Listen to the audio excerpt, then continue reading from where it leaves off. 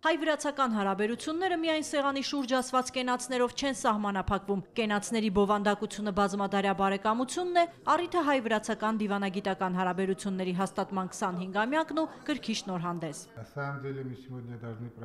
Իրականում մենք այսօր պետք է տոնենք մեր հարաբերությունների ոչ թե 25-ամյակը, այլ 25 դարը, բայց ստացվել է այնպես, որ դիվանագիտական հարաբերությունները 25 տարեկան են։ ԵՊՀ դասախոս Հրաչյա Բայրամյանի թարգմանած գիրքը տպագրվել է հենց Հոբելյանի առիթով, Վրաստանի դեսպանատան նախաձեռնությամբ ու աջակցությամբ։ Այս գրքի շնորհանդեսը վրաց ժողովրդի մեծ շնորհակալությունն է պարոն Հրաչյա Բայրամյանին։ Երևի շատ քիչ են այնպիսի մարդիկ, որ այդքան ներդրում ունենան հարևան ժողովրդի գրականության տարածման գործում։ Ժամանակակից 3 հայտնի վրաց հեղինակների նովելներն արդեն կան նաև հայերենով, բիբլիական 3 նովել գրքում։ Ժողովուրդների բարեկամության ամենապարզ արտահայտչամիջոցներից է գրականությունը, վստահ են նախաձեռնողները։ Այնտեղ կան նաև հայ իրականությանը վերաբերող փոքրիկ մանրապատումներ, որ ընթերցողը